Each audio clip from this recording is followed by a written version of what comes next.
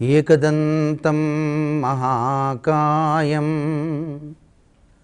तप्तकाञ्चनसन्निभं लम्बोदरं विशालाक्षं वन्देऽहं गणनायकं श्रीमहागणाधिपतये नमः। అమృత కలశం కార్యక్రమంలో గృహప్రవేశ అంశానికి స్వాగతం.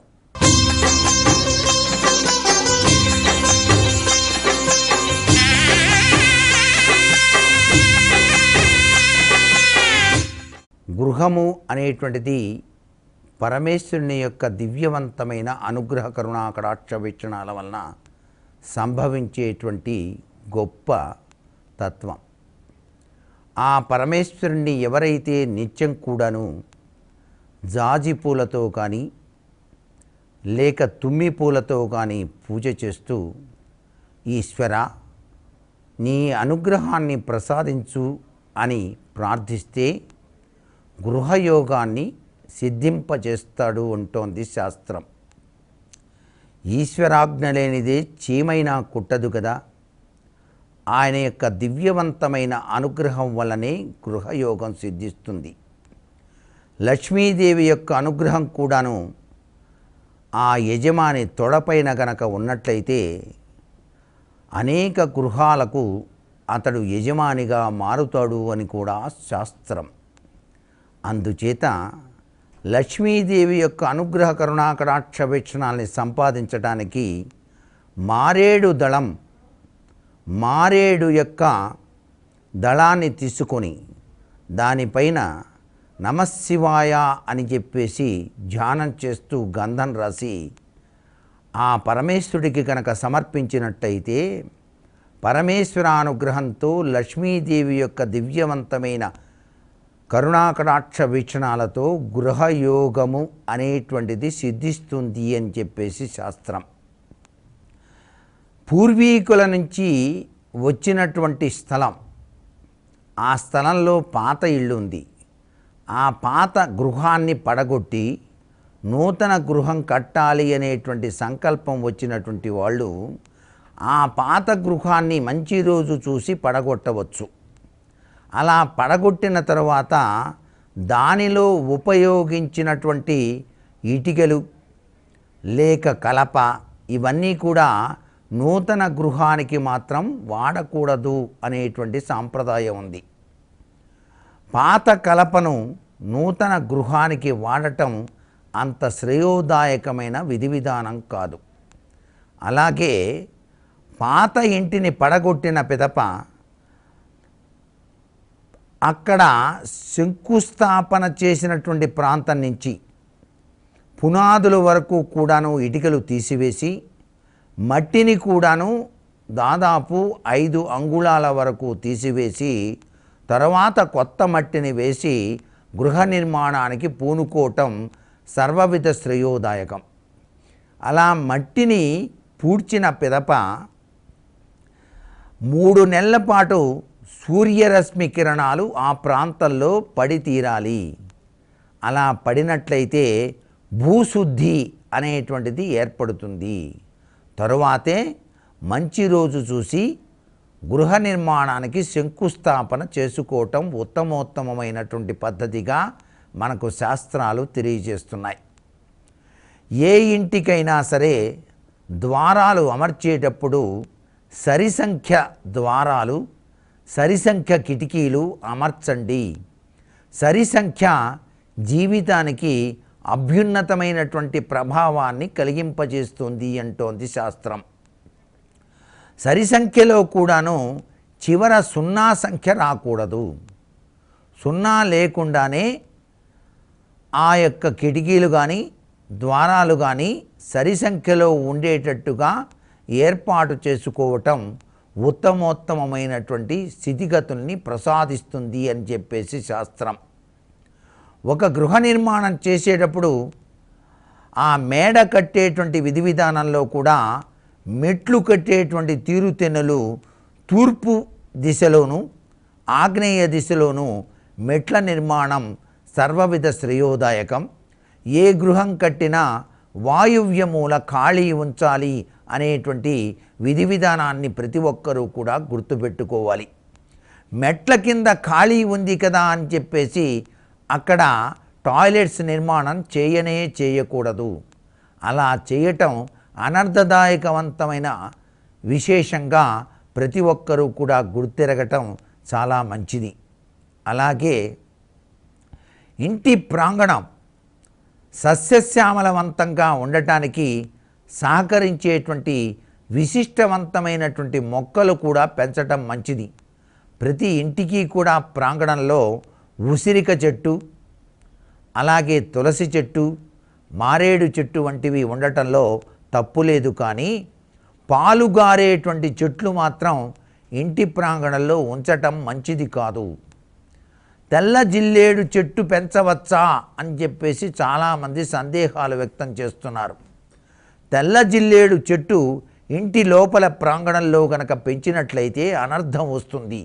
కారణం, ఇంట్లో తెలిసి తెలియక పిల్లలు గనక ఆ చెట్టు ఆకులు తుంచినప్పుడు దాని నుంచి కారేటువంటి ఆ యొక్క విషపూరితమైనటువంటి పదార్థం అంటే పాలు కంట్లో గనక పడ్డట్టయితే కళ్ళకు హాని ఏర్పడుతుంది. ఇంత గొప్ప విశేషం ఉంది కాబట్టే పాలుగారే చెట్లు ఇంటి ప్రాంగణంలో పనికిరావు అన్నారు. ఇంటికి పట్టినటువంటి నరఘోష, నరప్రభావాన్ని తొలగించుకోవటానికి మనకు సహకరించేటువంటి విశిష్ట లక్షణం కలిగినటువంటి చెట్టు తప్పనిసరిగా ఆ గుమ్మడికాయ పైభాగాన ఉంచాలి. దాన్నే మనం చాలా విధి విధానాలుగా వాడుతూ ఉన్నారు. అలాగే ఆ చెట్టుకు ముళ్ళు ఉంటాయి. అయినప్పటికీ కూడా ముళ్ళు ఉన్నటువంటి ఆ యొక్క చెట్టును తిప్పి ఆ యొక్క గుమ్మడి కట్టినటువంటి ఆ యొక్క ఉట్టికి వేలాడదీయటంలో తప్పు లేదు. దాన్ని మనం చాలా చక్కగా వినియోగించుకోవచ్చు.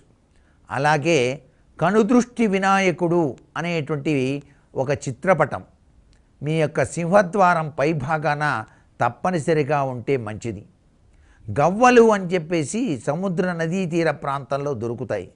ఆ గవ్వల దండలు ఇంటి సింహద్వారానికి రెండు వైపులా కూడా వేలాడదీయటం చాలా అదృష్టకరమైన ప్రభావాన్ని ఇస్తాయి. అదృష్టకరమైన ప్రభావాన్ని ఇచ్చేటువంటి వస్తువుల్లో, గృహంలో ఉంచుకోదగినటువంటి వస్తువుల్లో ముఖ్యమైనటువంటిది దక్షిణావృత శంఖం, అలాగే గోమతి చక్రాలు, కస్తూరికాయ. ఇవన్నీ కూడా మీ గృహంలో అదృష్టకరమైన ప్రభావాన్ని కలిగింపచేస్తాయి అనేటువంటి విషయాన్ని తప్పనిసరిగా ఆచరించండి. ఏ గృహంలోనైనా సరే తప్పనిసరిగా అదృష్టకరమైన ప్రభావాన్ని విరాజిల్లింపచేసేటువంటి తత్వచింతన శివార్చన.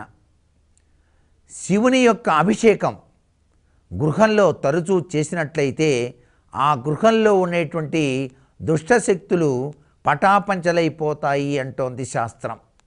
అందుచేత కనీసం నెలకి ఒక్కసారైనా మాస శివరాత్రి సందర్భంగా గృహంలో అభిషేకార్చన గనక నిర్వహించినట్లయితే పంచముఖ పరమేశ్వరుడు దివ్యవంతమైన అనుగ్రహ కరుణా కటాక్ష వీక్షణాల్ని ప్రసరింపజేస్తాడు.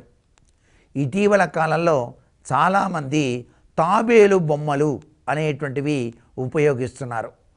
ఈ తాబేలు అనేటువంటిది ఎప్పుడు అవతారం వచ్చింది? దేవదానవులు సముద్రాన్ని మదించేటప్పుడు ఆ మందర పర్వతం కుంగిపోతూ ఉంటే ఆ యొక్క పర్వతాన్ని ఆయన సంరక్షించటానికి తన వీపును ఆధారంగా చేశాడు విష్ణుమూర్తి. ఆ అవతార స్వరూపం మన ఇంట్లో కేవలం బొమ్మ రూపంలో ఉండాలి. అంటే తాబేలు ఆకృతి కలిగినటువంటి స్ఫటికం కానీ లేక రాగిది కానీ ఉత్తరంగా వస్తూ ఉన్నట్టుగా ఉత్తర గోడ వైపు ఉంచి దక్షిణం వైపు చూస్తున్నట్టుగా పెట్టడం కింది భాగాన పెట్టాలి తప్ప పూజామందిరంలో పెట్టి పూజ చేయరాదు. అలా పూజామందిరంలో పెట్టి పూజ చేస్తే అనేక బాధ్యతలు, బరువులు ఆ ఇంటి యజమాని మోయాల్సి వస్తుంది సుమా. ఇది చాలా ముఖ్యమైనటువంటి విషయం, ప్రతి ఒక్కరూ కూడా గ్రహించాలి. అలాగే పిల్లలు చదువులో బాగా అభివృద్ధికరమైనటువంటి ప్రభావంతో విరాజిలింప చేసుకోవటానికి వాయువ్య దిశ గది చాలా చక్కగా ఉపయోగపడుతుంది. ఆ విద్యార్థి చదువుకునేటువంటి గదిలో తప్పనిసరిగా తూర్పు దిశ గోడకు దక్షిణామూర్తి స్వామికి సంబంధించిన ఫోటోను, సరస్వతీదేవికి సంబంధించిన ఫోటో ఉంచుకోవటమే కాకుండా ఆ విద్యార్థి చదువుకునేటువంటి గదిలో తప్పనిసరిగా గ్లోబు అనేటువంటిది పెట్టడం చాలా మంచిది. ఆ గ్లోబు గనక ఉంచి నిద్ర నుంచి లేవగానే గ్లోబుని గనక తాకి 2 సార్లు గనక తిప్పినట్టయితే ఇతనికి జిజ్ఞాస పెరుగుతుంది, జ్ఞాన సంపద వృద్ధి చెందుతుంది అని చెప్పేసి శాస్త్రం. పిల్లలు చదువుకునేటప్పుడు ఎటువంటి పరిస్థితుల్లోనూ ఇంటిలో భీము కింద చదువుకోకూడదు. భీము కింద చదివినట్టయితే చదువు మర్చిపోతారు. అలాగే ఉత్తర దిశలో కానీ తూర్పు దిశలో కానీ కూర్చొని చదవటం సర్వత్రా కూడాను శుభదాయకవంతమైన ప్రభావాన్ని. మీరు పుస్తకాలు అమర్చినటువంటి బీరువా, ఆ బీరువాని ఖాళీగా ఉంచకూడదు. అంటే తలుపులు ఉన్నటువంటి బీరువానే ఉండాలి. తలుపులు లేకుండా పుస్తకాలు గనక అమర్చినట్లయితే విద్య ఎక్కువగా మనకు ఉపయోగించదు అనేటువంటి విశేషాంశం కూడా ఇక్కడ ప్రతి విద్యార్థి గుర్తుపెట్టుకోవాలి. అందుకనే ర్యాకుల్లో పుస్తకాలు అమర్చేటప్పుడు ఆ ర్యాక్కి తప్పనిసరిగా తలుపులు ఉండాలి. అలాగే గృహిణులు ఊళ్ళకి వెళ్ళేటప్పుడు సహజసిద్ధంగా పుట్టింటికి వెళ్ళటానికో ఏదైనా పని మీద వెళ్ళేటప్పుడు కొన్నాళ్ల పాటు గృహానికి తలుపులు వేసి వెళ్తారు. ఆ తలుపులు వేసి వెళ్ళేటప్పుడు మీ యొక్క వంటగది తలుపు ఉందే, కిటికీ తలుపు పై భాగం తెరిచి ఉంచండి. సూర్యరశ్మి కిరణాలు ఆ గదిలోకి ప్రవేశించాలి. అలా కనుక ప్రవేశించకపోతే తెలియకుండానే ఒక విధమైనటువంటి వాసనపూరితమైనటువంటి ప్రభావం గదిలోకి చొచ్చుకొని వచ్చి ఆహార పదార్థాలన్నీ పాడైపోవటానికి ఆస్కారం ఉంటుంది. బియ్యం పప్పు దగ్గర నుంచి కూడా బూజులు పడతాయి. అందుచేత సూర్యరశ్మి పడేటట్టుగా పైభాగాన అమర్చినటువంటి కిటికీ తలుపు తెరిచి ఉంచండి అనేటువంటి విధి విధానాన్ని గుర్తెరగండి. గృహిణి ముఖ్యంగా గుర్తుపెట్టుకోవాల్సింది, జడ తాను వేసుకొని బొట్టు పెట్టుకొని ఆ యొక్క వంటగదిలోకి ప్రవేశించాలి. విరబూసినటువంటి ఆ యొక్క జుట్టుని అలా విరబూసినట్టుగా జుట్టు వేలాడదీసి ఆ గదిలోకి ప్రవేశించినట్లయితే దుష్టశక్తులు ఆ ఇంటిలోకి ప్రవేశించడానికి ఎక్కువ ఆస్కారం ఉంది అనే విషయాన్ని ప్రతి గృహిణి గుర్తుపెట్టుకోవాలి. అందుచేత ఎప్పుడూ కూడా దంతధావనం చేసిన పిదపనే పాలు కాయటానికి లోపలికి వెళ్ళాలి తప్ప దంతధావనం చేసుకోకుండా పాలవాడొచ్చాడు టైం అయిపోయింది అని చెప్పేసి ఆ పాలు ఆ యొక్క గ్యాస్ స్టవ్ మీద పెట్టేద్దాం అనేటువంటి తత్వం పనికిరాదు గృహిణికి. ఇవన్నీ కూడా బాగా ఆలోచించి మనకు శాస్త్రరీత్యా చెప్పినటువంటి సాంప్రదాయ లక్షణాలు. ఈ సాంప్రదాయబద్ధమైనటువంటి లక్షణాలని ప్రతి ఒక్కరూ పాటిస్తే అష్టైశ్వర్యాలు వస్తాయి అంటోంది గృహ ప్రవేశరీత్యా. గృహాన్ని ప్రవేశించిన తర్వాత పాటించవలసిన నియమాల రీత్యా ప్రతి ఒక్కరూ కూడా పాటించాల్సింది.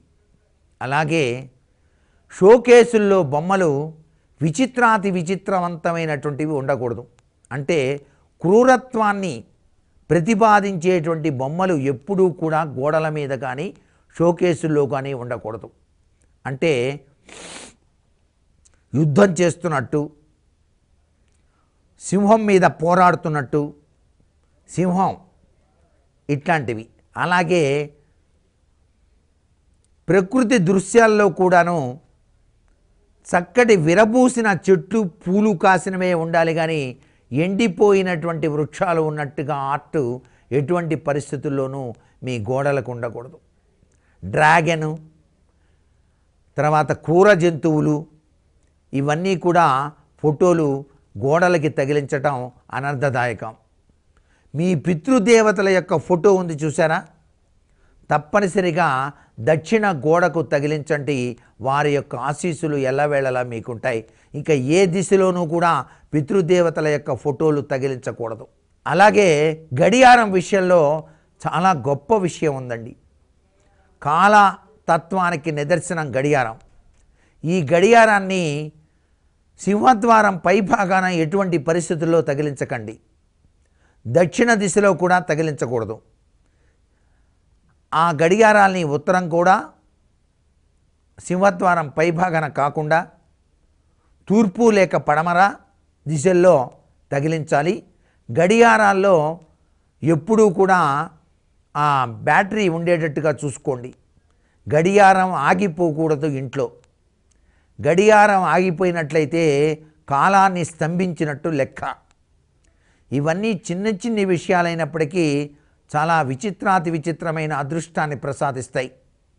అంతేకాకుండా గ్రహణ సమయం వచ్చినప్పుడు, గ్రహణం సమయంలో విడుపు స్నానం, పట్టు స్నానం అని చెప్పేసి చేస్తాం. పట్టు స్నానం, విడుపు స్నానం అనంతరం మీ దేవతా మందిరంలో ఉన్నటువంటి విగ్రహాలన్నింటినీ కూడా పులికాపు అని చెప్పేసి చాలా చక్కగా విగ్రహాలన్నింటినీ కూడాను పరిశుభ్రం చేసి వాటికి గంధం బొట్టు పెట్టి మరలా మీ పూజా మందిరంలో ఉంచుకొని పూజ చేయాలి. ఆసనం విషయంలో కూడా గృహంలో గొప్ప విశేషం ఉంది. దర్భాసనం విశిష్టవంతమైన ప్రభావాన్ని ఇస్తుంది. దర్భాసనం పైన తెల్లని గుడ్డను పరిచి మీరు నిత్యం కనుక అర్చనాది కార్యక్రమాలు కనుక చేసినట్లయితే చాలా చక్కటి సత్ఫలితాన్ని సాధించడానికి ఆస్కారం ఉంటుంది. అలాగే ఆడపడుచు ఇంటికి వచ్చినప్పుడు ఆమెను ఆదరించటం సర్వే సర్వత్రా శుభదాయకం. మీ ఇంట్లో పండ్లు అధికంగా వచ్చినాయి, వాటన్నిటినీ కూడాను మీరు చాలా భద్రంగా చేద్దామని చెప్పేసి అనుకుంటారే కానీ అవి గనక కుళ్ళిపోయినట్లయితే చాలా అనర్థం వస్తుంది. పళ్ళు ఎప్పుడూ కూడా ఇంటిలో కుళ్ళిపోకూడదు. 10 మందికి పంచటం లక్ష్మీదేవి యొక్క అనుగ్రహానికి నిదర్శనం. అలాగే మీరు వంటగదిలో బద్దకించి రాత్రి సమయంలో అందరూ భోజనం చేసిన తర్వాత ఆ భోజనం ప్లేట్లన్నీ కూడా సింకులో పడేస్తుంటారు. వంటగదిలో ఉండేటువంటి సింకులో వాడినటువంటి ఆ పదార్థాలతో ఉన్నటువంటి ప్లేట్లన్నీ కూడా పడేసినట్లయితే లక్ష్మీదేవికి ఆగ్రహం వచ్చి వెళ్ళిపోతుంది. ఎటువంటి పరిస్థితుల్లోనూ వాటిని మీరు ఆగ్నేయ మూల ఉన్నటువంటి సింకులో మాత్రం పడేయకండి. ఆ ప్లేట్లన్నీ తీసుకెళ్ళి బయట ఖాళీ స్థలం ఉంటుంది కదా, వంటగదిని ఆనుకొని ఉన్నటువంటి వాషింగ్ ఏరియా, ఆ వాషింగ్ ఏరియాలో ఉంచడంలో తప్పులేదు, కానీ సింకులో మాత్రం పడవేయకండి. ఎందుకంటే పక్కనే సింకు పక్కనే అగ్నిదేవుడు ఉంటాడు, నిత్యం వంట చేసేది దాని మీదే. ఇక ఒక ముఖ్య విషయం ఉందండి, మీరు గ్యాస్ స్టవ్ మీద ఖాళీ గిన్నెలు మాత్రం ఉంచకండి. ఎప్పుడూ కూడా ఖాళీ గిన్నెలు గ్యాస్ స్టవ్ మీద ఉండకూడదు. ఆర్థిక ఇక్కట్లు ఇబ్బందులకి గురవుతారు సుమా. ప్రతినిత్యం పాలు పొంగకూడదు. ఒక పర్వదినాల్లో సూర్య స్వామివారికి మనం రథసప్తమి నాడు చేసేటువంటి విధి విధానంలోనే పాలు పొంగిస్తాం. గృహప్రవేశ సమయంలో పాలు పొంగిస్తాం.